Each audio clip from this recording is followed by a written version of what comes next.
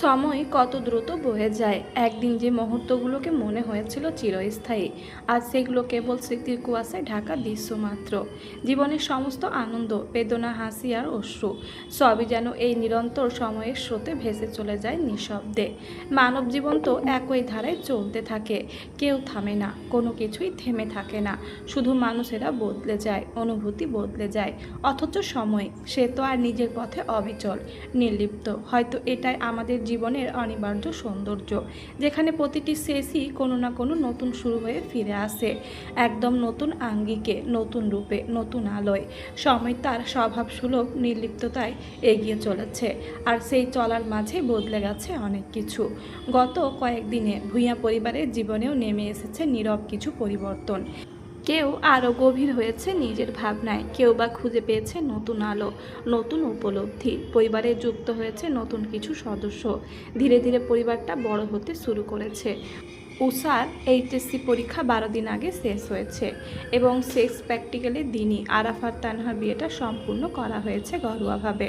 যেহেতু তানহার এখন অ্যাডমিশনের পড়া আছে, চাপ আছে, তাই উঠিয়ে আনা হয়নি। আরাফের অনার্সটা শেষ হতে আরও মাসখানেক সময় লাগবে, তাই তানহা নিজের বাসাতেই আছে। রাফিদ নিজেকে আগে থেকে অনেকটাই মানিয়ে নিয়েছে, বাস্তবতা মানতে শিখেছে, নিজেকে নতুন আঙ্গিকে গড়ে তুলেছে। এক দমকা হাওয়ার মতো কেউ এসে তার জীবনটাকে উলটপালট করে দিয়েছিল, তাই বলে সে পিছিয়ে থাকবে না। গত কয়েকটা মাসে ভূঁইয়া পরিবারের অনেক কিছুই বদলে গেছে। শুধু বদলায়নি সম্পর্কগুলো, মানুষগুলো। উষার পরীক্ষা শেষ, অ্যাডমিশনের প্রিপারেশন নিচ্ছে সে। উষা বিছানার ওপর বইপত্র ছড়িয়ে ছিটিয়ে বসে আছে, চোখ মুখ গম্ভীর, ঠোঁট বারবার নাড়ছে, নজর একবার হাতে থাকা বইয়ে, আবার বিছানার ওপর রাখা নোটে। এই মুহূর্তে নিজের মাঝেই ডুবে আছে সে। চারপাশের পৃথিবী যেন তার কাছে অস্তিত্বহীন। ঠিক তখনই দরজাটা আস্তে করে খুলে ভেতরে ঢুকলো সাগর। কিছুক্ষণ দাঁড়িয়ে রইল সে, উষার কপালে ভাঁজ, চোখে মুখে মনোযোগ দেখে বুকের ভেতরটা কেমন নরম হয়ে গেল। বিকেলে একটু বকেছিল সে, সেই থেকে মেয়েটা তাকে এড়িয়ে চলছে, ঠিকমতো কথাও বলছে না। সামনে অ্যাডমিশন, এখন না পড়লে কি করে হবে? নিঃশব্দে একটা দীর্ঘশ্বাস ফেললো সে। তারপর ধীরে ধীরে এগিয়ে এসে পেছন থেকে ঝুঁকে পড়ল উষার কাঁধে। হ্যালো মিসেস স্টুডেন্ট, আমাকে চিনতে পারছেন? উষা চমকে উঠে পেছনে তাকালো, চোখে মুখে হালকা ভয়ের ছাপ। আপনি ভয় পাইয়ে দিলেন তো আমায়। সাগর ঠোঁট বাঁকিয়ে হেসে ফেলল, আলতো করে নিজের নাকটা ছুঁয়ে দিল উষার নাকে। আমি ভয় পাইয়ে দিই নাকি তুই আমাকে সময় না দিয়ে পড়ার অজুহাতে শাস্তি দিচ্ছিস? উষা বিরক্ত হওয়ার ভান করে আবার বইয়ের দিকে তাকালো। প্লিজ, এখন না, অনেক চাপ, অনেক পড়তে হবে। সাগর হাত বাড়িয়ে ধীরে বইটা বন্ধ করে দিল। এই চাপটাই তো আমার সাথে শেয়ার করার কথা, একা একা নেওয়ার কথা না রে পাগলি। জামাই থাকতে টেনশন কিসের? উষা এবার তাকালো তার দিকে, দৃষ্টিটা নরম হয়ে এসেছে। আপনি থাকলেই সব কিছু সহজ লাগে, কিন্তু এখন পড়াটা খুব বেশি জরুরি। সাগর উষার কথাটা পাত্তা দিল না।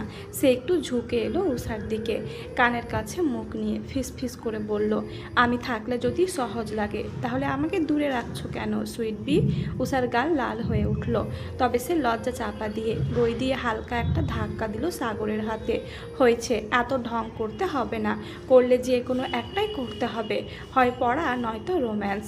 সাগর হেসে ফেলল, উষাকে চোখ দিয়ে ইশারা করে বলল, তাহলে আপাতত রোম্যান্সটাই হোক, পড়াশোনা কালকেও করা যাবে। উষা ভুরু কুচকে তাকালো। আপনি যা বলবেন তাই আমাকে শুনতে হবে। সাগর মাথা কাত করে মুচকি হাসল। কিছু কিছু ক্ষেত্রে। কথাটা বলেই আবার হেসে ফেলল। তারপর হঠাৎ করে মুখটা একটু গম্ভীর করে ফেলল। শোন, আগামীকাল যে প্রিয়তাদের বাসায় যেতে হবে, মনে আছে তো? উষা ছোট করে মাথা নাড়ল। আছে। সাগর আলতো করে এগিয়ে এসে কপালে একটা চুমু এঁকে দিল। গুড গার্ল, বেশি চাপ নিস না, আমি আছি তো। উষা কিছু বলল না, শুধু একটু চুপ করে রইল, কিন্তু তার ঠোঁটের কোণে অজান্তে হাসি ফুটে উঠল। এই মুহূর্তে উষার নিজেকে পৃথিবীর সবচেয়ে সুখী মানুষ মনে হচ্ছে।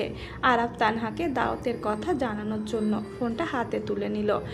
কল লিস্ট ঘেটে বের করলো ওয়াইফাই অফ মাই লাইফ নামে সেভ করা নাম্বারটা।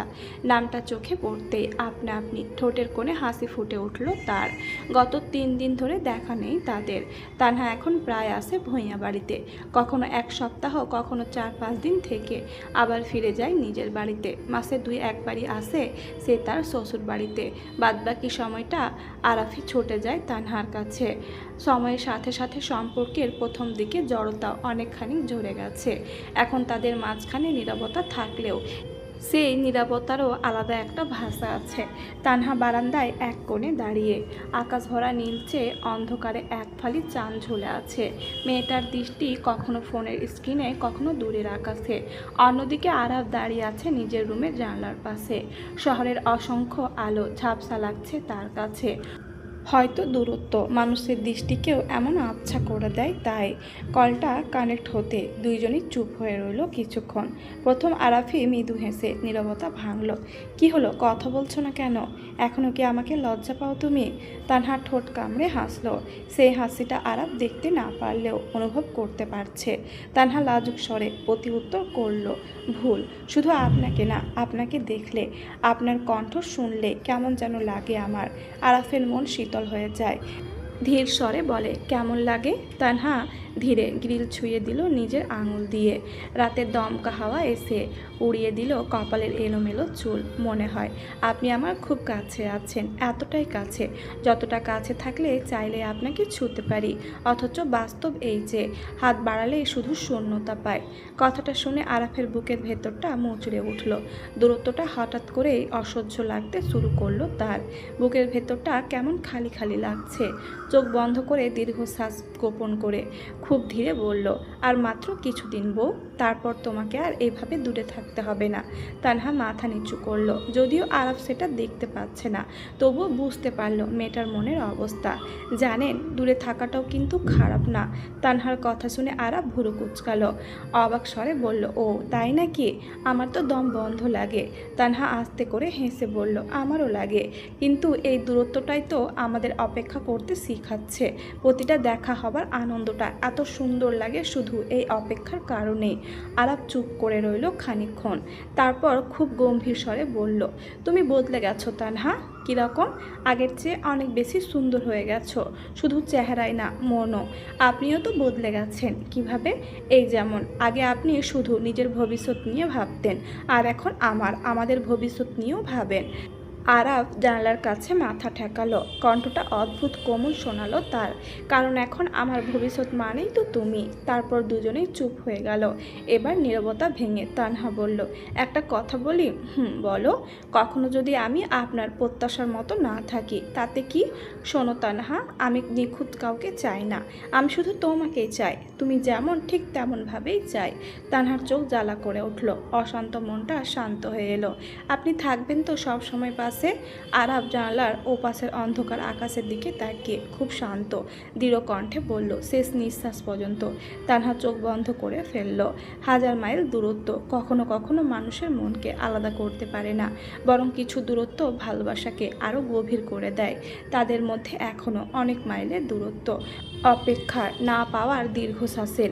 তবু সেই পথের দুই প্রান্তে দাঁড়িয়ে থাকা দুটো মানুষ নিঃশব্দে একে অপরের সাথে জড়িয়ে আছে, ভরসায়, মায়ায় আর নিঃস্বার্থ ভালোবাসার ছায়া হয়ে। প্রিয়তাদের বাসায় দাওয়াতের কারণ হলো গালিবকে নিয়ে পরিকল্পনাটা অবশ্য হুট করেই করা হয়নি, বরং অনেক দিন ধরেই সবাই বিষয়টা ভাবছিল। আর কত, বিশেষ করে সাগর, ও তো দুজনের এই ন্যাকামি আর নিতেই পারছে না। গালিবের চোখে প্রিয়তার জন্য যে উষ্ণ অনুভূতিটা জমে আছে সেটা আড়াল করার ক্ষমতা গালিবের কোনো দিনই ছিল না। শুধু মুখ ফুটে কিছু বলতে পারেনি সে। আর তাই সাগর, উষা, নেহাল, সাদাফ, আরাফ আর রাফিদ মিলে ঠিক করলো এই মানুষ দুটোকে আর অপেক্ষা করানো যাবে না। এক বিকেলে সবাই মিলে গেল প্রিয়তাদের বাড়িতে। সেখানে প্রিয়তার বাবা মার কাছে গালিবের ব্যাপারে সব খুলে বলল ওরা। সাগর আরও এক কাঠি এগিয়ে নিজের বাপের সাথেও আলাপ করালো। প্রিয়তার জন্য গালিবই ঠিক। প্রিয়তার বাবাও আর না করলেন না। গালিব ছেলেটা অচেনা নয়, জানাশোনার মধ্যেই খুব ভদ্র ছেলে। তারপর আর কি, এই যে আজকে এক প্রকার জোর করে সাগর আর তার ভাইয়েরা গালিবের বাবা মাকে সঙ্গে নিয়ে নিয়ে গেল প্রিয়তাদের বাসায়। আজকে পাকা কথা হতেই হবে। পুরো পথ জুড়ে গালিবের অবস্থা ছিল দেখার মতো।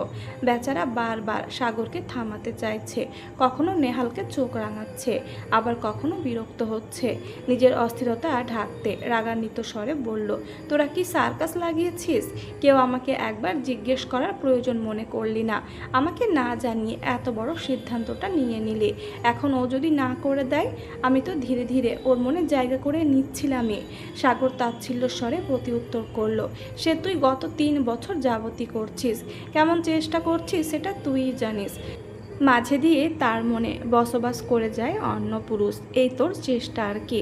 সাদাব হেসে কাঁধে হাত রাখলো গালিবের, হাস্যরসের স্বরে বলল, তোমার সমস্যা কি জানো ভাইয়া? তুমি ভালোবাসতে জানো, কিন্তু সেটা প্রকাশ করতে জানো না। আমাকে দেখো, ধরে বেঁধে বিয়ে করে ফেলেছি, আর তুমি এতদিনেও মেয়ে পটাতে পারোনি। রাফিদ মুচকি হেসে বলল, তাতে কি হয়েছে? গালিব ভাই যা পারেনি আমরা মিলে তা করব। গালিব বিরক্ত হলেও প্রকাশ করলো না। এমনিতেও বুকের ভেতরটা অদ্ভুতভাবে কাঁপছে তার। যদি সব কিছু উল্টো হয়ে যায়, যদি প্রিয়তা না বলে দেয়, অথচ সে জানতো না তার অজান্তেই তার কাছের প্রিয় মানুষগুলো, প্রিয় বন্ধু আর তার বাবা মা বহু আগে সব কিছু ঠিক করে রেখেছিলেন। প্রিয়তাদের বাসায় পৌঁছে প্রথমে বেশ স্বাভাবিক কথাবার্তাই চলছিল। তারপর কথা শুরু করলেন গালিবের মা, খুব কোমল স্বরে এবং অনুরোধের স্বরে বললেন, ভাই, আমাদের ছেলে গালিব অনেক দিন ধরে আপনার মেয়ে প্রিয়তাকে পছন্দ করে, মেয়েটাকে নিজের জীবনের সঙ্গী করতে চায়। এতটুকু বলে থামলেন গালিবের মা রুনা বেগম। ওনাদের এত কোমল আর চমৎকার ব্যবহার দেখে মুগ্ধ হলেন প্রিয়তার বাবা মা। নিঃসন্দেহে তাদের মেয়ে সুখী হবে। যে ছেলে প্রকাশ না করে এতদিন গোপনে ভালোবাসতে পারে, এই ছেলের বউ সুখী হবে না তো কি হবে? আর গালিব, সে তো একেবারে থম মেরে বসে আছে, বুকের ভেতরটা ভীষণ অস্থির হয়ে আছে। মাঝে মাঝে আর চোখে প্রিয়তার গম্ভীর মুখের দিকেও তাকাচ্ছে। গালিবের মা আবারও বলতে শুরু করলেন, কিন্তু ও কখনো সাহস করে কিছু বলেনি, কারণ ওর ধারণা ছিল প্রিয়তা হয়তো রাজি না, তাই চুপচাপ নিজের অনুভূতিটা নিজের মাঝে রেখে দিয়েছে। ড্রয়িং রুমের তখন অদ্ভুত নীরবতা। প্রিয়তার চোখ নিচু, গালিবের বুকের ভেতর ধুকপুক শব্দ যেন সবাই শুনতে পাচ্ছে, অনুভব করতে পারছে। দুই পক্ষের সবাই নীরব। এখন শুধু পাত্রীর মতটাই প্রকাশ করা দরকার, কারণ বলার মতো এখন আর কিছুই নেই। কথায় আছে, বুদ্ধিমানের জন্য ইশারাই যথেষ্ট। ড্রয়িং রুমে এইভাবেই কেটে গেল কিছুক্ষণ। গালিব অশান্ত হয়ে বসে আছে। প্রিয়তার নীরবতা তাকে আরও কষ্ট দিচ্ছে। এই মুহূর্তে সবাই অশান্ত, গালিবের অস্থিরতাকে উপভোগ করছে। পরিস্থিতি হালকা করতে ঠিক তখনই উষা হেসে বলল, প্রিয়তা আপু, আপনি এখনো কিছু বলবেন না? মানুষটা কিন্তু বহুদিন ধরে আপনার জন্য কষ্ট পাচ্ছে। ব্যাস। প্রিয়তার লজ্জায় আরও গুটিয়ে গেল। কেমন অদ্ভুত একটা অনুভূতি হচ্ছে তার। বেচারা গালিবকে আর কষ্ট দিতে চাইল না প্রিয়তা। মাথা নিচু রেখে গলার স্বর নরম রেখে বলল, আমার আপত্তি করার কোনো কারণ দেখছি না। খুব ছোট্ট একটা বাক্য, অথচ এই বাক্যটাই গালিবের সমস্ত পৃথিবী বদলে দিল। ছেলেটা নিঃশব্দে চোখ বন্ধ করলো। বুকের ভেতর জমে থাকা বহুদিনের অস্থিরতা ধীরে ধীরে শান্ত হয়ে এলো। বহু আকাঙ্ক্ষিত আর শখের জিনিস পেয়ে যাওয়ার আনন্দে চোখের কোণ বেয়ে এক ফোঁটা জল গড়িয়ে পড়ল, কিন্তু সেটা কারো নজরে আসার আগে খুব সন্তর্পণে মুছে নিল। তারপর খুব ঘরোয়াভাবে আকদের আয়োজন করা হলো। কোনো জাঁকজমক না থাকলেও প্রশান্তির অভাব নেই কোথাও। সাদা কাগজের স্বাক্ষরের মাধ্যমে দুটো মানুষের বহুদিনের নীরব ভালোবাসার হালাল স্বীকৃতি পেল। প্রিয়তা যখন কবুল বলল, গালিব তখন এক দৃষ্টিতে তাকিয়ে ছিল তার দিকে। এই পবিত্র শব্দের জন্যই তো এতদিন অপেক্ষা করেছে সে। আকদ শেষে বাড়ির সবাই যখন ব্যস্ত হয়ে পড়ল হাসি ঠাট্টায়, তখন গালিব নিঃশব্দে বারান্দার দিকে চলে এলো। রাত নেমেছে শহরে, দূরের আলোগুলো ঝাপসা হয়ে জ্বলছে, বাতাসে হালকা শীতলতাও রয়েছে। বেশ কিছুক্ষণ পর প্রিয়তাও এলো সেখানে। এলো না, উষার তানহা মিলে পাঠিয়েছে তাকে। কারো উপস্থিতি অনুভব করে গালিব ধীরে ঘুরে তাকালো। আজ প্রিয়তাকে অসম্ভব সুন্দর লাগছে, মায়াবী লাগছে। তার থেকেও বড় কথা, খুব নিজের লাগছে। লাগবেই তো, হালাল স্ত্রী বলে কথা। গালিব ধীরে ধীরে এগিয়ে এলো প্রিয়তার দিকে। প্রিয়তার লজ্জারাঙা মুখ দেখে দুষ্টুমি স্বরে বলল, আজকাল আমাকে দেখলে এত লজ্জা পাও কেন মাই টাইপ গার্ল? প্রিয়তার লজ্জায় জড়সড় হয়ে গেল, ঠোঁট কামড়ে হালকা হেসেও ফেলল। নিচু স্বরে বলল, আগে তো এমন লাগতো না। গালিব একটু ঝুঁকে এলো তার দিকে। কানের কাছে মুখ নিয়ে গভীর ধীর স্বরে বলল, আগে আমি তো তোমার কিছু ছিলাম না প্রিয়তা, এখন তো আমি তোমার পুরোপুরি। তাই হয়তো। প্রিয়তার বুকের ভেতরটা ধক করে উঠল। চোখ তুলে তাকাতে গালিবের দৃষ্টিতে এমন এক কোমলতা দেখতে পেল যেটা শব্দে ব্যাখ্যা করা যায় না। গালিব আলতো করে প্রিয়তার এলোমেলো চুলগুলো কানের পাশে গুজে দিল। একটা কথা বলবো? প্রিয়তা মৃদু মাথা নাড়ল। আমি না অনেক ভয় পেয়েছিলাম। প্রিয়তা ভুরু কুঁচকে বলল, কিসের ভয়? তুমি যদি কখনো আমাকে ফিরিয়ে দাও। প্রিয়তা অবাক হয়ে তাকালো, তারপর আকাশের দিকে তাকিয়ে বলল, আপনার মতো মানুষকে ফিরিয়ে দেওয়া যায়, কারণ আমি যতটা বাইরে থেকে শক্ত, ভেতরে ততটাই দুর্বল, বিশেষ করে তোমার ব্যাপারে। প্রিয়তার চোখ ভিজে উঠল অকারণে। এত গভীরভাবে কেউ তাকে চাইতে পারে বা চায়, এই অনুভূতিটা প্রিয়তার জন্য ভীষণ অন্যরকম। গালিব এবার ধীরে প্রিয়তার হাতটা নিজের হাতে নিল। আমার পাশে থাকবে তো? প্রিয়তা গালিবের হাতটা শক্ত করে ধরল। এত দূর এসে এখন আর ছাড়ার সুযোগ আছে?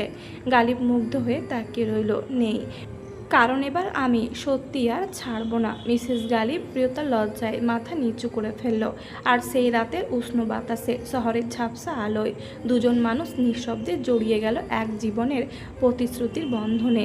এই বন্ধনটা আর শুধু দুটো মানুষের মাঝে সীমাবদ্ধ রইল না, জড়িয়ে গেল দুইটা আত্মা, দুইটা জীবনের সমস্ত না বলা অনুভূতিতে। আজ থেকে তারা শুধু একে অপরের ভালোবাসা নয়, একে অপরের আশ্রয়ও। সময় বদলাবে, ঋতু বদলাবে, জীবনের পথেও আসবে হাজার ঝড়, তবু এই প্রতিশ্রুতির বাঁধন ছিন্ন হবে না কখনো। কারণ কিছু সম্পর্ক আল্লাহ নিজ হাতে লিখে রাখে আজীবনের জন্য। গালিব আর প্রিয়তার বিয়ের পর কেটে গেছে প্রায় 1 সপ্তাহ। সকলের ব্যস্ততা ধীরে ধীরে বাড়তে লাগলো। হাসি আনন্দের রেস এখনও রয়ে গেছে চারপাশে, কিন্তু সেই হাসির আড়ালেও কিছু মানুষ নিঃশব্দে বয়ে বেড়ায় নিজেদের অপ্রকাশিত বেদনা। যারা ওয়াশরুমের ভেতরে দাঁড়িয়ে আছে, হাত কাঁপছে তার, বুকের ভেতরে ধুকপুক শব্দটা একেবারে কানে এসে লাগছে। ছোট্ট একটা প্রেগনেন্সি কিট হাতে নিয়ে দাঁড়িয়েছে। কিটটার দিকে তাকালে হাওমাও করে কাঁদতে ইচ্ছে করছে তার। আর কতবার এভাবে নিরাশ হতে হবে? নেহাল বিছানার এক কোণে বসে আছে, 2 হাত শক্ত করে মুঠো করে রাখা, মাথাটা নিচু, চোখ বন্ধ করে বড় আকুল হয়ে আল্লাহর কাছে চাইছে কিছু। বিয়ের প্রথম মাস থেকে তারা সন্তানের জন্য চেষ্টা করছে। 4-5 মাস সময় হিসেবে খুব বেশি না হলেও অপেক্ষার থাকা দুটো মানুষের কাছে প্রতিটা মাস যেন এক একটা দীর্ঘশ্বাস হয়ে ধরা দিয়েছে। নেহাল কখনো যারাকে বুঝতে দেয়নি, কিন্তু প্রতিবার ব্যর্থ হওয়ার পর মেয়েটার চোখের কোণে জমে থাকা নীরব হতাশা তাকে ভেতর থেকে ছিন্ন ভিন্ন করে দেয়। নেহালের এসব ভাবনার মধ্যেই ওয়াশরুমের দরজা খোলার শব্দে নেহাল তড়িঘড়ি করে মুখ তুলল। যারার চোখ দুটো লাল, ঠোঁট কাঁপছে অনবরত, বোঝাই যাচ্ছে মেয়েটা কেঁদেছে। হাতে ধরা কিটটা মুঠোর ভেতর চেপে রেখেছে শক্ত করে। এক মুহূর্তেই সব বুঝে গেল নেহাল। যারার কিছু বলতে হলো না, যারা ধীরে ধীরে এগিয়েছে, আচমকা জড়িয়ে ধরল নেহালকে। তারপর বুকের ভেতর মুখ গুজে হাওমাও করে কেঁদে উঠল। কেন হচ্ছে না নেহাল? আমার কি কোনো সমস্যা আছে? নেহালের বুকটা মোচড় দিয়ে উঠল। নিজের ভেতরটাও তো ভেঙে যাচ্ছে। সে নিজেও বাবা হওয়ার স্বপ্ন দেখে। যারার কোলে ছোট্ট একটা বাচ্চা, কল্পনা করে কত রাজ্যে চুপচাপ হেসেছে, কিন্তু এই মুহূর্তে নিজের কষ্টটা প্রকাশ করার অধিকারটুকু যেন নেই তার। কারণ তার সামনে দাঁড়িয়ে থাকা রমণী আরও বেশি ভেঙে পড়েছে। নেহাল দ্রুত যারাকে আরও শক্ত করে আগলে নিল। এক হাত দিয়ে মেয়েটার মাথায় হাত বুলিয়ে দিতে লাগলো। এই পাগলি মেয়ে, এভাবে কাঁদছো কেন? যারা নাক টেনে কাপা গলায় বলল, সবাই কত সহজে। আর আমি কথাটা শেষ করতে পারল না, কান্নায় গলা আটকে গেল তার। এক মুহূর্তের জন্য নেহাল চোখ বন্ধ করলো, নিজের অশ্রু বেদনাটুকু গিলে ফেললো নিঃশব্দে। তারপর খুব শান্তভাবে বলল, শোনো যারা, আমাদের বিয়ে হয়েছে মাত্র 5 মাস, পুরো একটা জীবন পড়ে আছে আমাদের সামনে। এখনই এভাবে ভেঙে পড়লে কি করে হবে? যারা নেহালের শার্ট খামচে ধরে তখনও কাঁদছে। নেহাল তার মুখটা 2 হাতে তুলে ধরল, চোখের জলটুকু মুছে দিল আলতো করে, কপালে নিজের ঠোঁট ছুঁয়ে বলল, আল্লাহ হয়তো আমাদের একটু ধৈর্য শেখাচ্ছেন, হয়তো এটা আমাদের জন্য একটা পরীক্ষা। আর পরীক্ষা মানেই তো এই না যে আল্লাহ আমাদের ভুলে গেছেন, তাই না? যারা ভেজা চোখে তাকালো তার দিকে। নেহালের চোখেও কষ্ট স্পষ্ট। তবুও ঠোঁটে মায়াবী হাসি রেখা টেনে যারাকে আশ্বস্ত করতে বলল, আমরা আর একটা বছর চেষ্টা করব, তারপরও যদি না হয় তখন না হয় ডক্টরের কাছে যাব, কিন্তু একটা কথা মনে রাখবে, কোনো কিছুর জন্য তুমি নিজেকে দোষ দেবে না, কখনো না। যারার বুকটা কেঁপে উঠল, প্রতিবারই মানুষটা তাকে এইভাবে আশ্বস্ত করে। নেহাল আবারও কপালে ঠোঁট ছুঁয়ে দিল, কণ্ঠ খাদে নামিয়ে ফিস ফিস করে বলল, তুমি শুধু একটা সন্তানের মা হওয়ার জন্য আমার জীবনে আসনি যারা, আমার একটা জীবন তুমি যারা, তুমি আমার জীবনের শান্তি, আমার জীবনের সবচেয়ে সুন্দর নেয়ামত। যারা চোখ বেয়ে আবারও জল গড়িয়ে পড়ল, তবে এই কান্নার আগের মতো অসহত্যা নেই, আছে এক অদ্ভুত নিরাপত্তা। নেহাল আবারও তাকে নিজের বুকের সাথে মিশিয়ে নিল, আস্তে আস্তে মাথায় হাত বুলিয়ে দিতে দিতে বলল, আমাদের সন্তান যখন আসবে ঠিক সময়ে আসবে, আর না এলেও আমি কখনো তোমার হাত ছাড়বো না। এই দুনিয়ায় সব কিছুর আগে আমি তোমাকে চাই, শুধু তোমাকে।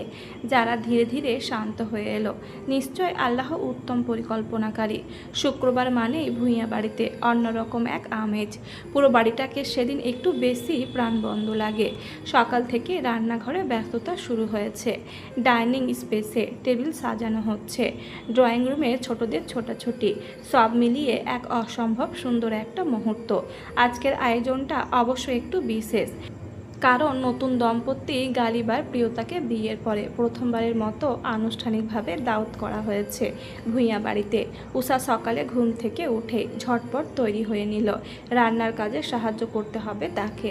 যদিও রাতে অনেক কিছু তৈরি করে রাখা হয়েছে, সাগর তখনও ঘুমে বিভোর। উষা এক পলক দেখল সাগরকে, ছুটির দিন বিধায় আর ডাক দিল না। ডাইনিং স্পেসের বড় ঝাড়বাতির আলোয় পুরো জায়গাটা ঝলমল করছে, লম্বা টেবিল জুড়ে সাজানো বিভিন্ন খাবার। লিপি বেগম আর মারিয়া জামান দুজনেই রান্নাঘর আর ডাইনিংয়ের মাঝখানে ব্যস্ত ভঙ্গিতে কাজ করে যাচ্ছেন।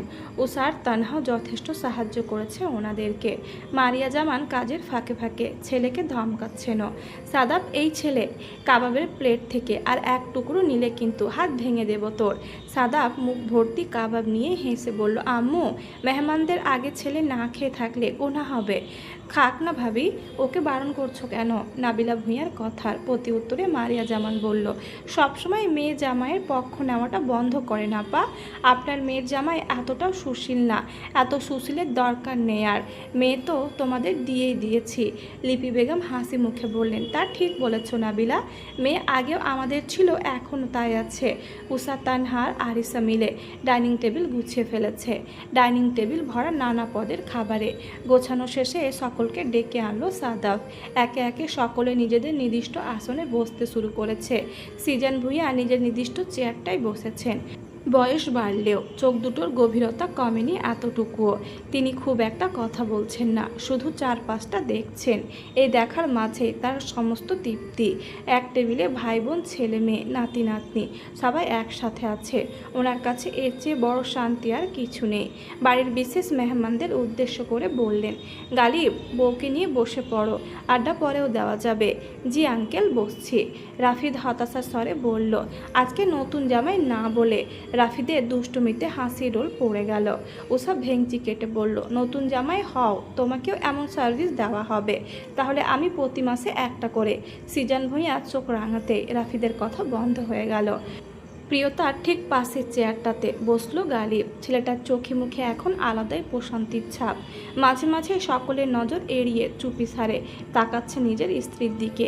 কখনো নিজের প্লেট থেকে খাবার দিয়ে দিচ্ছে প্রিয়তাকে, আর সেটা কারো চোখে না পড়লেও উষার চোখ এড়ালো না। উষা মুখ চেপে হাসলো। পাশে বসা তানহাকে কনুই দিয়ে গুঁতো মেরে ফিসফিস করে বলল, দেখছোস, গালিব ভাইয়ের চোখ সরছেই না। তানহাও মুখ চেপে হেসে বলল। উষাকে চিমটিও কাটল। তানহা উষার মতোই ফিসফিস করে বলল, নতুন নতুন সবাই এমন করে। ওদের দুজনকে লক্ষ্য করে আরাব খুব গম্ভীর মুখ করে বলল, এত অন্যের দিকে নজর না দিয়ে নিজের বরটার দিকেও একটু তাকা। উষার চোখ বড় বড় করে তাকালো। ভেঙচি কেটে বলল, আরে আপনার বউ তো এখানেই বসে আছে, আমাকে খেয়াল না করে তার দিকেও একটু খেয়াল করুন ভাইজান। আরাব দুই দিকে মাথা নেড়ে দীর্ঘ শ্বাস ফেলল। হতাশার স্বরে বলল, এই বাড়ির মেয়েদের জবাবের কাছে কেউ টিকতে পারবে না। সাদাব সঙ্গে সঙ্গে বলে উঠল, টিকতে হবে কেন, আমরা তো আগে আত্মসমর্পণ করে বসে আছি। নেহাল হেসে যারার প্লেটে খাবার তুলে দিতে দিতে বলল, বুদ্ধিমানের কাজ তো এটাই। যারা লজ্জা পেয়ে নিজের দিকে তাকালো। পাজিটা সবার সাথে বসেও টিচ করে যাচ্ছে, আবার সুযোগ পেলে হাতও ধরছে। সাগর তখন উষার দিকে তাকিয়ে আছে। কে কি বলল তাতে ওর কিচ্ছু যায় আসে না। মেয়েটার মুখে হাসি থাকলে তার অন্তর প্রশান্তিতে ভরে যায়। উষা এভাবে তাকিয়ে থাকা টের পেয়ে ভুরু কুচকে বলল, এভাবে তাকিয়ে আছেন কেন? সাগর খুব স্বাভাবিক ভঙ্গিতে উত্তর দিল, নিজের বইয়ের দিকে তাকানো কি নিষেধ? উষার বদলে গালিব প্রতি উত্তর করল, কখনোই না। বিশেষ করে যখন বউটা অনেক সুন্দর হয়, তখন তো নজর সরানোই উচিত না। ছেলেপেলেদের লাগাম ছাড়া দুষ্টুমিতে অস্বস্তিতে পড়ে গেলেন বড়রা। নাবিল ভূঁইয়া খুব খুব করে কেসে উঠলেন। উষা লজ্জায় তড়িঘড়ি করে পানির গ্লাস হাতে তুলে নিল। রাফিদ এসব দেখে সাথে সাথে নাটকীয় ভঙ্গিতে বলে উঠল, এই রোম্যান্টিক দম্পতিদের সাথে বসে খাওয়াটাই ভুল হয়েছে আমার। মানুষ আমাকে শান্তিতে কাচ্চিটাও খেতে দিবে না। আলিফ হেসে বলল, তোরও সময় আসবে ভাই, তখন বুঝবি। রাফিদ ঠোঁট বাঁকিয়ে উত্তর দিল, আমি কিন্তু এমন না, আমি খুব গম্ভীর টাইপের হাজব্যান্ড হব। সাথে সাথে সবাই হেসে উঠল, বিশেষ করে নেহাল তো হেসে কুটোকুটি। তুই আর গম্ভীর, আল্লাহ মাফ করুক। তবে তোমরা যাই বলো, আমাদের সাদাব কিন্তু খুব গম্ভীর টাইপ হাজব্যান্ড, মানে একদম হাজব্যান্ড ম্যাটেরিয়াল। সাগরের খোঁচা মারা কথায় সবাই হেসে উঠল। আর সাদাব ভাব নিয়ে গলা উঁচিয়ে নিজের শার্টের কলার ঠিক করছে, আবার বাম হাত বাড়িয়ে সাগরের হাতে হাত রেখে মাথা ঝুঁকিয়ে বলল, ধন্যবাদ বড় ভাই। এই অভাগাকে কেউ তো সিরিয়াসলি নিয়েছে। আর তোমার বোনকে দেখো, বিয়ের আগেও ঝগড়া করতো, বিয়ের পর ভাবছিলাম মানুষ হবে, কিন্তু আফসোস। আরিসা নাক ফুলিয়ে চোখ ছোট করে বলল, নিজেও খুব মানুষ হয়ে গেছেন বুঝি? উফ, সে আর বলতে, তোর মতো বউ সামলাতে সামলাতে সাধু হয়ে গেছে একেবারে। সাদাপের কথায় টেবিল জুড়ে হালকা হাসি রোল পড়ে গেল। উষা সাদাবকে সাপোর্ট দিতে বলল, সাধু তো তুমি আগে থেকে। সাদাব খুশি হয়ে উষার সাথে হাই ফাই করলো। তারপরে ভাব নিয়ে বলল, আরও একজন সমর্থক। নেহাল পাশ থেকে হেসে বলল, এই দুজনকে আলাদা করে রাখা উচিত ছিল। আলিফ মুচকি হেসে কোলে শুয়ে থাকা ছোট্ট নালাহর গালে চুমু খেয়ে বলল, না থাক, আজকে দিনে ওদের ঝগড়া না শুনলে শুক্রবার ফিল আসবে না। 7-8 মাসের ছোট্ট নাইলাহ বাবার কোলে শুয়ে নিজের মতো হাত পা নাড়ছে, মাঝে মাঝে অস্পষ্ট স্বরে কি যেন বলার চেষ্টা করছে। তুবা মেয়ের মাথায় হাত বুলিয়ে দিয়ে মুগ্ধ চোখে তাকিয়ে আছে। অন্যদিকে শামিনের ছেলে মুহিব পুরো ডাইনিং স্পেস মাতিয়ে রেখেছে। সাদাফের নাটকীয়তায় সবাই হেসে উঠল। এই হাসি ঠাট্টার মাঝে লিপি বেগম মুগ্ধ হয়ে তাকিয়ে রইলেন। তারপর আদর করে বললেন, আল্লাহ আমার ছেলে মেয়েদের সবসময় সুখে শান্তিতে ভরিয়ে রাখুক। গালিব চুপচাপ শুনল সবটা। হঠাৎ নিচে রাখা হাতটা দিয়ে আলতো করে ছুঁয়ে দিল প্রিয়তার হাত। প্রিয়তা চমকে তাকালো। গালিব একদম স্বাভাবিক মুখে খাবার খাচ্ছে, যেন কিছুই হয়নি। ডাইনিং স্পেস জুড়ে তখনও হাসির শব্দ ভাসছে। বড়রা গল্পে ব্যস্ত, ছোটরা খুনসুটিতে মগ্ন। আর সে কোলাহলের মাঝে অদৃশ্যভাবে আরও গম্ভীর হয়ে উঠেছিল এই পরিবারের বন্ধনগুলো। কিছু সম্পর্ক রক্তের টানে গড়ে ওঠে, আর কিছু সম্পর্ক ধীরে ধীরে ভালোবাসা দিয়ে পরিবার হয়ে যায়। ভূঁইয়া বাড়ির মানুষগুলো ঠিক তেমনই, এক ছাদের নিচে থাকা কতগুলো হৃদয়, যারা একে অপরের সুখ দুঃখে নিঃশব্দে জড়িয়ে আছে বহু বছর ধরে। রাফিদ বরাবরই একটু অন্যরকম, ভেতরে ভীষণ আবেগপ্রবণ হলেও বাইরে থেকে তাকে দেখে সেটা বোঝার উপায় নেই। একটু গম্ভীর প্রকৃতির হলেও পরিবার আর বন্ধুদের সাথে সব সময় হাসি ঠাট্টা দুষ্টুমিতে মেতে থাকতে পছন্দ করে। জীবনের কিছু অনাকাঙ্ক্ষিত ঘটনার জন্য নিজেকে একটু গুটিয়ে নিয়েছিল সে। তবে গত কয়েক মাসে নিজেকে অনেকটাই বদলে ফেলেছে সে। আগের মতো আর কোনো কিছু নিয়ে অতিরিক্ত ভাবতে চায় না। জীবন তাকে বুঝিয়ে দিয়েছে সব অনুভূতি ধরে রাখতে নেই, কিছু অনুভূতিকে সময়ের স্রোতে ভাসিয়ে দিতেও জানতে হয় নিজেকে আরও একটু ভালো রাখতে। তাই হুট করে বন্ধুদের সাথে সিলেট ঘুরতে যাওয়ার প্ল্যান করে। তুই কি সত্যিই যাচ্ছিস সিলেটে? রাফিদ তখন বিছানার উপর ছড়িয়ে রাখা জামা কাপড় গোছাচ্ছিল। বড় ভাইয়ের গলা শুনে তার হাত থেমে গেল। ধীরে মাথা তুলে তাকালো দরজার দিকে। দরজার পাশে হেলান দিয়ে দাঁড়িয়ে আছে সাগর। চোখে মুখে আগের মতোই সেই গাম্ভীর্যতা থাকলেও দৃষ্টিতে আজ অন্যরকম স্নেহ মিশে আছে। রাফিদ ঠোঁটের কোণে হালকা হাসি টেনে বলল, ভাইয়া, যাচ্ছি তো। সাগর ধীরে ধীরে রুমের ভেতর ভেতরে এলো। কিছুক্ষণ চুপচাপ দাঁড়িয়ে ছোট ভাইটাকে দেখলো। এই ছেলেটাকে সে বরাবরই সবচেয়ে বেশি বুঝেছে। বাইরে থেকে অগোছালো, দুষ্টু, বেপরোয়া মনে হলেও ভেতরে ভীষণ নরম, সহজ সরল। জীবনের কিছু আঘাত মানুষকে বদলে দেয়। রাফিদও বদলেছে। সাগর ধীরে বিছানার এক পাশে বসে বলল, নিজেকে পাল্টে ফেলছিস নাকি? ভাইয়ের কথায় রাফিদের ঠোঁট প্রসারিত হলো। মানুষ কি সারা জীবন একই রকম থাকে ভাইয়া? সাগর সাথে সাথে কোনো উত্তর দিল না, শুধু গভীর দৃষ্টিতে তাকিয়ে রইল ওর দিকে। রাফিদ ব্যাগের চেন টানতে টানতে আবার বলল, সব কিছু এত সিরিয়াসলি নেওয়া বন্ধ করে দিয়েছি, লাভ নাই। কিছু মানুষ থাকে না, কিছু অনুভূতির থেকেও লাভ হয় না, জোর করে ধরে রাখলেও না। রাফিদ কথাগুলো খুব সাধারণ ভঙ্গিতে বললেও সাগর বুঝলো এই স্বাভাবিকতার আড়ালে ও কতখানি চাপা কষ্ট লুকিয়ে রেখেছে। সাগর নমনীয় স্বরে বলল, একটা কথা কি জানিস, মানুষ যখন খুব বেশি ভেঙে যায় তখন তার সামনে দুইটা রাস্তা খোলা থাকে। হয় সে নিজেকে শেষ করে ফেলে ভেতরে ভেতরে, না হয় নিজেকে নতুন করে গড়ে তোলে। রাফিদ এবার তাকালো ভাইয়ের দিকে। সাগর সে দৃষ্টি লক্ষ্য করে মৃদু হাসলো। তুই দ্বিতীয়টা করছিস, সেটাই সবচেয়ে কঠিন। রাফিদ ভাইয়ের কথায় কিছুটা আশ্বস্ত হলো। এই একজন মানুষের সাথেই তো সে মিথ্যে অভিনয়টা করতে পারে না। সবার কাছে নিজেকে গম্ভীর হিসেবে প্রকাশ করলেও সাগরের সামনে পারে না। ভাইয়ের সাথে খুব অবলীলায় এই নিজের দুর্বলতাটুকু প্রকাশ করলো। নিচু স্বরে বলল, ভাইয়া কখনো কখনো খুব ভয় লাগে। কিসের? যদি কোনোদিন সত্যি সত্যি আর কাউকে বিশ্বাস করতে না পারি। সাগরের দৃষ্টি শান্ত হয়ে আসে। সে ধীরে হাত রাখলো রাফিদের কাঁধে। ভাইয়ের ভয়টুকুকে হালকা করতে বলল, সবাইকে বিশ্বাস করতে হয় না রাফিদ, জীবনে একজন সঠিক মানুষই যথেষ্ট। আর সেই মানুষটা আসার আগে নিজেকে হারিয়ে ফেললে চলবে বল? রাফিদ চুপ করে শুনতে লাগলো। সাগর আবারও বলল, দেখ, জীবনে যা হারিয়েছিস ওগুলো নিয়ে পড়ে থাকলে সামনে যা আসবে সেটাও দেখতে পাবি না। মানুষের জীবনে সব সময় প্রথম ভালোবাসাই সঠিক হয় না, ভালোবাসাকে সুযোগ দিতে হয়। কথাটুকু শেষ করে সাগর উঠে দাঁড়ালো। ঘুরে আয়, নিজের জন্য একটু বাঁচ। সবসময় অতীত টেনে নিয়ে হাঁটতে নেই। কিছু স্মৃতি শুধু মনে রাখার জন্য হয়, জীবন থামিয়ে দেওয়ার জন্য না। রাফিদ হেসে ফেলল ভাইয়ের কথায়। এত জ্ঞান কই থেকে আসে তোমার? সাগর দরজার দিকে হাঁটতে হাঁটতে বলল, বিয়ে কর, বুঝে যাবি। উফ, আবার শুরু করছো। সাগর হাসতে হাসতে দরজার কাছে এগিয়ে গেল। সামনে গিয়ে আবারও থামলো। পেছনে না তাকিয়ে ধীর স্বরে বলল, আর একটা কথা, নিজেকে কখনো ছোট ভাবিস না। যে মানুষ সত্যিকার অর্থে তোকে বুঝবে সে তোর ভেতরের মানুষটাকেই ভালোবাসবে, বাহ্যিক সৌন্দর্যটাকে না। কথাটা বলে বেরিয়ে গেল সাগর। রাফিদ কিছুক্ষণ স্থির হয়ে বসে রইল। হঠাৎ করে বুকের ভেতরের ভারটা যেন খানিকটা হালকা লাগছে।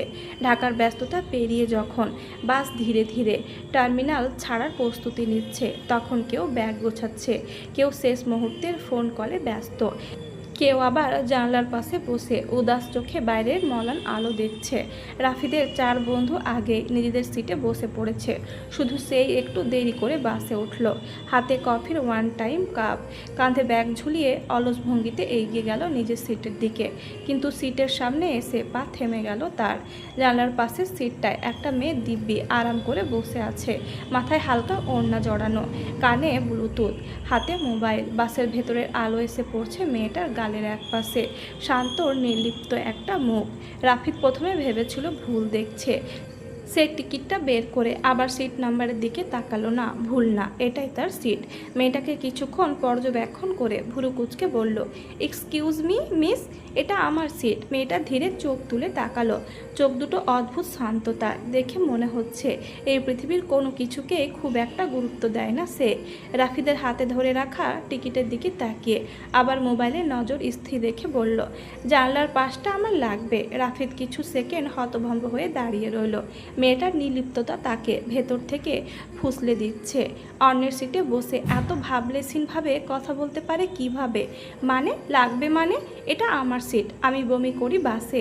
মেয়েটা চোখ না তুলে নির্লিপ্ত স্বরে জবাব দিল, তো তাই জানলার পাশটা আমার চাই।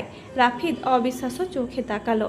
মেয়েটার হাবভাব এমন যে পৃথিবীর মায়া সে ত্যাগ করে ফেলেছে। কথা বলছে ঠিকই, বাট চোখ তুলে তাকানোর প্রয়োজন মনে করছে না। আপনি কি সবসময় এভাবে অন্যের সিট দখল দখল করেন? মেয়েটা এবার বিরক্ত হয়ে ফোন রাখলো। কপাল কুঁচকে সম্পূর্ণ শান্ত গলায় বলল, সবসময় না, তবে প্রয়োজন হলে অবশ্যই করি। রাফিদের মাথার ভেতর যেন আগুন জ্বলে উঠল। বাহ, যুক্তি তো চমৎকার আপনার। পাশের কয়েকজন তখন মুচকি হেসে পুরো দৃশ্য দেখছে।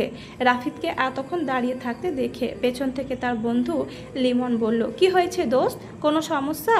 রাফিদ রাগে গজগজ করতে করতে উত্তর দিল, বিশাল সমস্যা। রাফিদ আর কিছু না বলে বিরক্ত হয়ে কন্ট্রাক্টরকে ডাকলো। কন্ট্রাক্টর এসে পরিস্থিতি বুঝে মেয়েটাকে বলল, আপা, আপনার সিট তো পাশেরটা, ঝামেলা না করে দয়া কইরা সিটটা মামারে দিয়ে দেন। মেয়েটা দীর্ঘশ্বাস ফেললো, আর কথা বাড়াতে ইচ্ছে করলো না। তারপর ধীরে ধীরে উঠে দাঁড়ালো। রাফিদকে জায়গা দিয়ে পাশের সিটে বসতে বসতে ভেঙচি কেটে বলল, সিটের জন্য মানুষ এত রাগ করতে পারে, আজকে বুঝলাম। রাফিদ ঠোঁট বাঁকিয়ে উত্তর দিল, আর মানুষ যে কিভাবে অন্যের সিট দখল করে তাও আজই দেখলাম। মেয়েটা আর কিছু বলল না, শুধু এক পলক তাকিয়ে আবারও মোবাইলে ব্যস্ত হয়ে গেল। রাফিদ বিরক্ত মুখে নিজের সিটে বসে পড়ল। কিন্তু অদ্ভুত ব্যাপার হলো, মোবাইল হাতে মেয়েটার শান্ত মুখটা বারবার চোখের সামনে ভেসে উঠতে লাগলো। ভোরের দিকে বাস পৌঁছালো সিলেটে। চারপাশে তখন হালকা কুয়াশায় ঢাকা। পাহাড়ি ঠান্ডা বাতাসে মিশে আছে ভেজা মাটির গন্ধ। দূরে দূরে চায়ের বাগান, ধোঁয়াটে আকাশ, আর ঘুম জড়ানো শহর। বন্ধুদের সাথে হেসে কথা বলতে বলতে হোটেলের সামনে এসে দাঁড়ালো রাফিদ। রিসেপশনে দাঁড়িয়ে রুম বুকিংয়ের কথা বলছিল তারা। ঠিক তখনই পাশ থেকে ভেসে এলো চেনা নারীর কণ্ঠ, একটা সিঙ্গেল রুম হবে? রাফিদ ঘুরে তাকাতে চোখ কুঁচকে গেল। সেই মেয়েটা, একই নির্লিপ্ত ভাব, একই শান্ত চোখ। মেয়েটাও রাফিদকে দেখে স্পষ্ট বিরক্ত হলো। আপনি? রাফিদ ভুরু তুলে বলল, দুঃখিত, এই হোটেলেও কি আমাদের রুম দখল করতে এসেছেন নাকি? মেয়েটা বিরক্ত গলায় বলল, উফ, যা ভাবেন আপনি তাই। আমি এটাই ভাবছি। রিসেপশনের ছেলেটা দুজনের দিকে কিংকর্ত ব্যবিমূঢ় হয়ে তাকিয়ে আছে। মেয়েটা ব্যাগটা কাঁধে ঠিক করে নিয়ে বলল, আপনার সাথে বারবার দেখা হওয়াটাই দুর্ভাগ্যজনক। রাফিদ সঙ্গে সঙ্গে উত্তর দিল, বিশ্বাস করুন, অনুভূতিটা আমারও একই। মেয়েটা চোখ সরিয়ে নিল, তারপর রুমের চাবি নিয়ে সোজা লিফটের দিকে চলে গেল। রাফিদ তাকিয়ে রইল কিছুক্ষণ। অদ্ভুত মেয়ে, ভীষণ রাগী, একগুঁয়ে, অথচ চোখ দুটো কেমন নীরব শান্ত। হঠাৎ করেই রাফিদের ঠোঁটের কোণে হাসি ফুটে উঠল। সিলেট ট্রিপটা মনে হয় এতটা বিরক্তকর আর হবে না। আজ বহুদিন বাদে উষা শাড়ি পরেছে, একদম কালো খয়েরি রঙের একটা জামদানি শাড়ি। মনটা বেশ ফুরফুরে তার।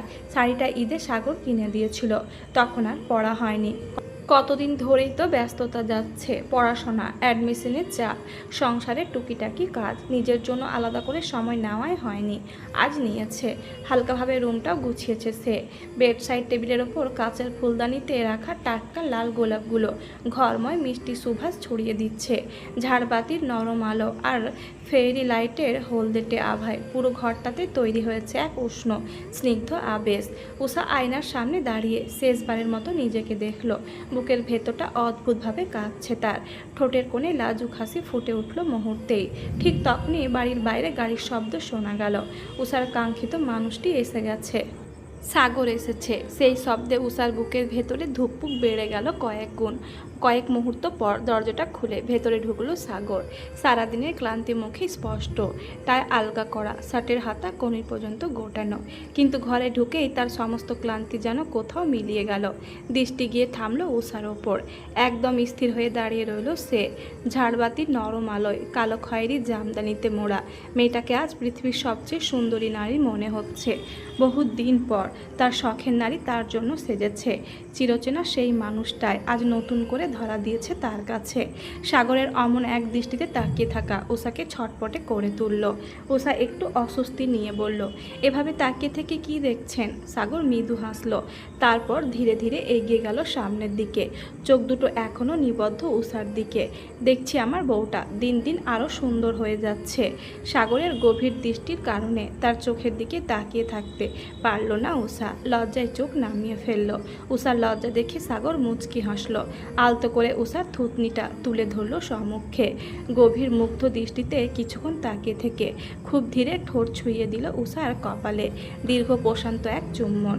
উষার চোখ আপনা আপনি বন্ধ হয়ে এলো। বুকের ভেতরটা শান্তিতে ভরে গেল।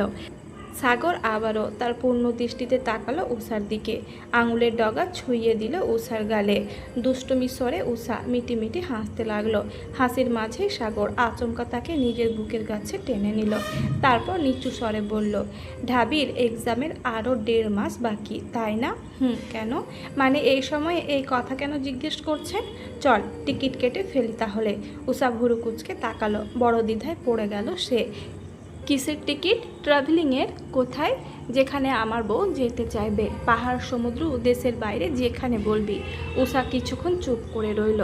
তারপর ধীরে সাগরের বুক থেকে মুখ তুলে তাকালো তার দিকে, চোখে অদ্ভুত এক কমলতা নিয়ে আহ্লাদি স্বরে বলল, সব জায়গায় যাওয়া যাবে তো? যদি আমাদের সাথে আর কেউ না যায়। সাগর প্রথমে বুঝতে পারল না, ভুরু কুচকে তাকিয়ে রইল উষার দিকে। উষা কিছু বলল না আর। খুব ধীরে সাগরের ডান হাতটা তুলে এনে নিজের পেটের ওপর রাখলো। মুহূর্তের জন্য পুরো পৃথিবীটা যেন থেমে গেল। সাগরের নিঃশ্বাস আটকে এলো। বিস্ময়ে হতভম্ব হয়ে গেছে। চোখের পলক পর্যন্ত পড়ছে না। অবিশ্বাস্য নজরে তাকিয়ে আছে উষার দিকে। হতভম্বের ন্যায় একবার উষার পেটের দিকে তাকাচ্ছে তো আর একবার মুখের দিকে। উষা মৃদু হেসে মাথা উঁচিয়ে সাগরের কানের কাছে মুখ নিয়ে ফিসফিস করে বলল, আমাদের দুইজনের ছোট্ট পৃথিবীটায় খুব শীঘ্রই আর একটা হৃদয় স্পন্দন জায়গা নিতে চলেছে।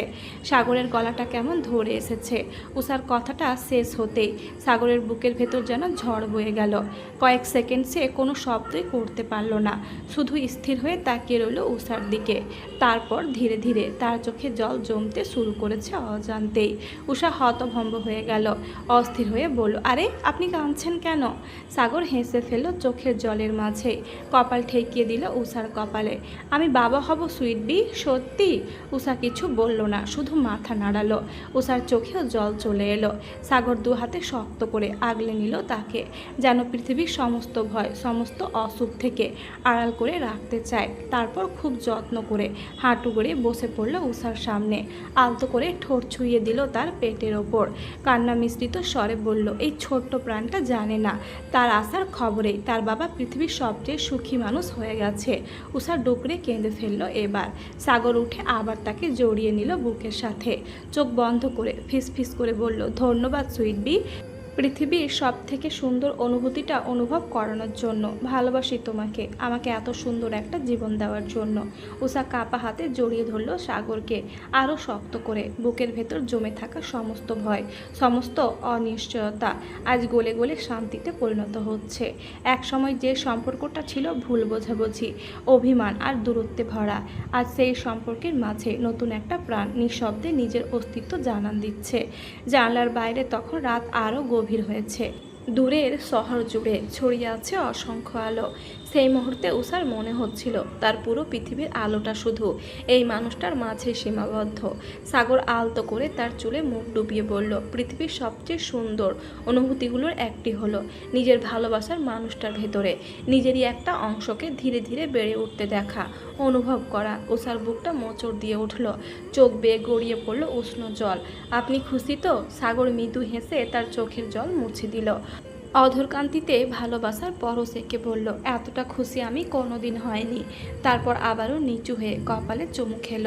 তারপর সতর্কতার সহিত বলল, এখন থেকে তুমি আর একা না, বুঝেছ? উষা মুচকি হেসে মাথা নাড়ল। সাগর এবার দুষ্টুমি ভরা স্বরে বলল, তাহলে ট্যুর ক্যান্সেল। উষা চোখ বড় বড় করে তাকালো, অবিশ্বাস্য স্বরে বলল, কেন? কারণ এখন তো আমার 2টা বেবির দায়িত্ব নিতে হবে। সাগর আবারও ঝুঁকে বসে পড়ল নিচে, খুব সতর্কতার সহিত ধীরে হাত রাখলো উষার পেটের ওপর। স্পর্শটা ছিল এতটাই সতর্ক, যেন পৃথিবীর সবচেয়ে মূল্যবান কোনো জিনিস ছুঁয়ে আছে সে। চোখ দুটো অদ্ভুতভাবে ঝাপসা হয়ে এলো তার। পুরুষ মানুষ সহজে কাঁদে না, কিন্তু কিছু অনুভূতি থাকে যা চোখে জল না আনলেও বুকের ভেতর নিঃশব্দে ভেঙে দেয়। সে এখন থেকে আর শুধু কারো স্বামী নয়, কারো বাবা হতে চলেছে। তার ভালোবাসার নারী নিজের শরীরের ভেতর আগলে রেখেছে তাদের দুইজনের ভালোবাসার সবচেয়ে পবিত্র অস্তিত্বটাকে। একটা ছোট্ট প্রাণ যে এখনও পৃথিবীর আলো দেখেনি, অথচ এরই মাঝে 2টো মানুষের পুরো পৃথিবী হয়ে উঠেছে। সাগর নিচু হয়ে আলতো করে কপাল ছুঁইয়ে দিল উষার পেটে। গভীর আবেগ মাখা স্বরে ফিসফিস করে বলল, আমার সবচেয়ে সুন্দর পরিচয়টা বোধহয় আজ থেকে শুরু হলো। সকালের নরম রোদ জানালার কাচ ভেদ করে ডাইনিং স্পেসের মেঝেতে এসে পড়েছে। পুরো ভূঁইয়া বাড়িটা আজ অদ্ভুত রকমের প্রাণবন্ত লাগছে, যদিও এখনও কেউ ঠিকভাবে বুঝে উঠতে পারেনি আজকে সকালটা এত বিশেষ কেন। লিপি বেগম রান্নাঘরে দাঁড়িয়ে নাস্তার তদারকি করছেন, মারিয়া জামান চায়ের কাপ সাজাচ্ছেন ট্রেতে, সিজান ভূঁইয়া খবরের কাগজ হাতে নিয়ে বসে আছেন, আর নাহিদ ভূঁইয়া ফোন দেখছে। ঠিক তখনই বাড়ির মূল ফটক পেরিয়ে ভেতরে ঢুকলো শামিন, হাতে বড় বড় কয়েকটা মিষ্টির বাক্স, পেছনে মহিব, আর তার সঙ্গে আঙুল ধরে হাঁটছে মহিব। শামিনের মুখ ভর্তি হাসি দেখে সাদাব ভুরু কুচকে বলল, এই সকাল সকাল এত খুশি কেন? শামিন কোনো উত্তর দিল না, নাটকীয় ভঙ্গিতে মিষ্টির বাক্সগুলো টেবিলের ওপর রাখলো। আজকে আগে সবাই বসো, তারপর সুখবর দেব। আরাফ হেসে বলল, ভাব দেখে মনে হচ্ছে প্রধানমন্ত্রী হয়ে গেছো, তার থেকেও বড় কিছু। এইদিকে উষা সিঁড়ি বেয়ে নিচে নামছে ধীরে ধীরে, সাগর একদম পেছনে, যেন একটু আড়াল করে আগলে রেখেছে তাকে। চোখে মুখে অদ্ভুত এক কমলতা দুইজনের। লিপি বেগম সন্দেহভরা দৃষ্টিতে একবার ছেলে একবার উষার দিকে তাকালেন, একটু চেঁচিয়ে বললেন, কি হয়েছে তোমাদের? সামিনা দেরি করলো না, এবার মিষ্টির বাক্স খুলতে খুলতে বলে উঠল, অভিনন্দন সবাইকে, ভূঁইয়া বাড়িতে নতুন অতিথি আসতে চলেছে। এক মুহূর্ত পুরো ডাইনিং স্পেস যেন স্তব্ধ হয়ে গেল। সিজান ভূঁইয়ার হাতে থাকা চশমাটা ধীরে ধীরে নিচে নেমে এলো। লিপি বেগম হতবাক হয়ে তাকিয়ে আছেন ওসার দিকে। মারিয়া জামান প্রথমে বুঝতে পেরে মুখে হাত চাপা দিলেন। ইয়া আল্লাহ, সত্যি? উষা লজ্জায় মাথা নিচু করে ফেলল। সাগরের ঠোঁটের কোণ প্রসারিত হলো। পরের মুহূর্তে লিপি বেগম উঠে এসে জড়িয়ে ধরলেন উষাকে। আমার মা, অনেক দোয়া তোর জন্য, আল্লাহ তোকে সব সুখ দিক। চোখের কোণে জল চিকচিক করছে লিপি বেগমের। সিজান ভূঁইয়ার মুখ জুড়ে ছড়িয়ে আছে প্রশান্তি, যেটা হয়তো শুধু একজন বাবা অনুভব করতে পারে। ধীরে ধীরে উঠে এসে উষার মাথায় হাত রাখলেন, দোয়া দিলেন, তারপর ছেলের কাছে এসে তার কাঁধে হাত রাখলেন। ধীর স্বরে বললেন, বাবা হচ্ছ তুমি, আর আমি দাদা। কতদিন পরে এই বাড়িতে একটা ছোট্ট অতিথি আসছে বলো? সাগর নিচু স্বরে বলল, দোয়া করবেন আব্বু। সিজান ভূঁইয়ার চোখ ভিজে উঠল অজান্তেই। ওপাশে নাহিদ ভূঁইয়া অনেকক্ষণ চুপ করেছিলেন, তারপর ধীরে ধীরে হাত বাড়ালেন উষার দিকে। মা, আমি নানা হব, আমি নানা হব। কথাগুলো জড়িয়ে যাচ্ছে, উত্তেজনায় শরীর কেঁপে উঠছে তার। উষা দ্রুত বাবার কাছে গিয়ে হাঁটু গেড়ে বসল। বাবা নাহিদ ভূঁইয়া চোখ বন্ধ করে ফেললেন। জীবনে অনেক কষ্ট পেয়েছেন, অনেক অসহায়ত্ব রেখেছেন, কিন্তু এই মুহূর্তে তিনি শুধু একজন সুখী বাবা। মারিয়া জামান তখন সাদা পাড় আরাফকে বললেন, তোর এখন চাচ্চু হবি রে? আলহামদুলিল্লাহ, আমি একটা ক্রাইম পার্টনার পেতে যাচ্ছি। আরাফ হেসে বলল, তোরে দেখে যদি ভয় পেয়ে যায়? অসম্ভব, আমি হব পৃথিবীর সবচেয়ে হ্যান্ডসাম চাচ্চু। ঠিক তখনই আরিসা পাশ থেকে বলে উঠল, বাচ্চাটার জন্য আগে মানসিক ডাক্তার ঠিক করে রাখো। সবাই একসাথে হেসে উঠল। এই হাসির মাঝে সাগরের ফোন বেজে উঠল। সাগর কল রিসিভ করতে ওপাশ থেকে পরিচিত কণ্ঠ ভেসে এলো, ও শুনলাম জনাব অবশেষে কাজের কাজ একটা করেছেন। তোকে খবর কে দিল? ভাই, ভূঁইয়া বাড়িতে সুখবর লোকানো যায় নাকি? পাশ থেকে সাদাব গর্বিত ভঙ্গিতে বলল, আমি মিডিয়া পার্টনার। গালি বাবার বলে উঠল, শোন, আমি কিন্তু বাচ্চার ফেভারিট চাচা হব। বাবা হবার বয়সে চাচা হতে চাস? লজ্জা করে না? না রে ভাই, করে না। পুরো বাড়িটা ধীরে ধীরে অন্যরকম এক উষ্ণতায় ভরে উঠল। কেউ মিষ্টি খাওয়াচ্ছে, কেউ ভবিষ্যতের নাম ঠিক করতে ব্যস্ত। একটা ছোট্ট প্রাণ নিঃশব্দে বদলে দিচ্ছে এতগুলো মানুষের জীবন। জীবন থেমে থাকে না, ভালোবাসাও না। কখনো তা আসে ঝড় হয়ে, কখনো শান্ত নদীর মতো। কেউ হারিয়ে যায়, কেউ নতুন করে এসে জায়গা পূরণ করে, কিন্তু শেষমেশ ভালোবাসা ঠিক তার ঠিকানায় পৌঁছে যায়। আর যারা সত্যি করে ভালোবাসতে জানে, তাদের গল্প কখনো শেষ হয়ে যায় না, শুধু নতুন অধ্যায় শুরু হয়।